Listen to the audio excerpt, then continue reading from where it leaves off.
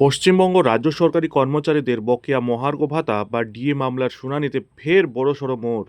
6 মে 2026 তারিখে সুপ্রিম কোর্টে ডিএ মামলার যে স্পেশাল বেঞ্চ গঠন করা হয়েছিল তা সম্পূর্ণভাবে বাতিল করা হয়েছে।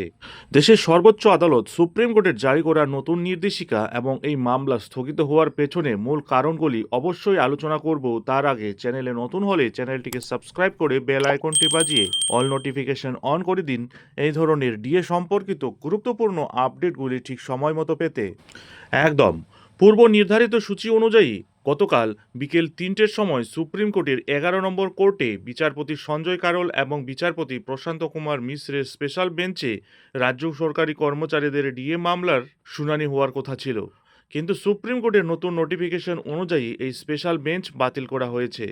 এর পরিবর্তে বিচারপতি সঞ্জয় কারোল এবং বিচারপতি এন.কে. সিং এর রেগুলার বেঞ্চ সারাদিন 11 নম্বর কোর্টে বসবে।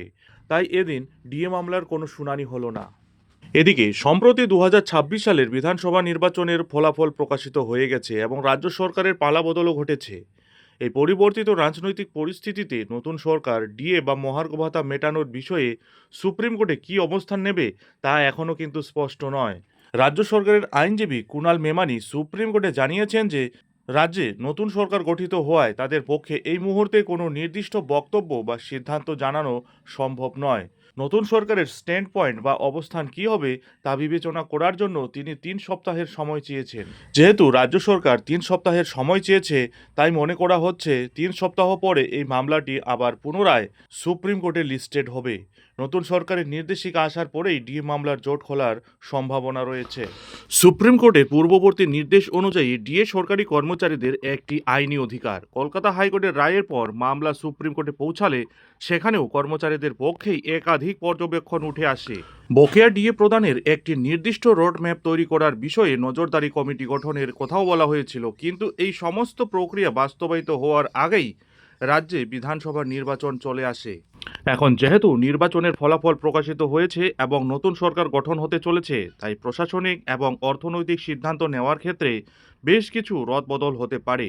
সরকারি কর্মচারীরা যারা দীর্ঘদিন ধরে কেন্দ্রীয় হারে ডিএ পাওয়ার জন্য সংগ্রাম করছেন, তারাও আশা করছেন যে নতুন সরকার তাদের দীর্ঘদিনের এই বকেয়া মেটানোর বিষয়ে দ্রুত কোনো সুরাহা করবেন।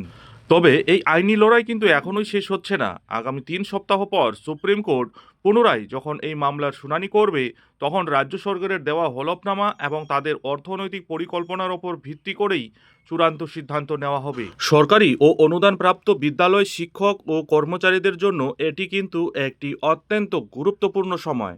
এখন দেখার বিষয় হলো নতুন সরকার গঠন হওয়ার ফলে আগামী 3 সপ্তাহ পর সুপ্রিম কোর্টে হতে যাওয়া এই ডিএ মামলার শুনানিতে কি হতে চলেছে। নজর থাকবে সেদিকে। যাই হোক, এখন এখানেই শেষ করছি। এই ধরনের পরবর্তী লেটেস্ট আপডেটের জন্য অবশ্যই চ্যানেলে চোখ রাখুন।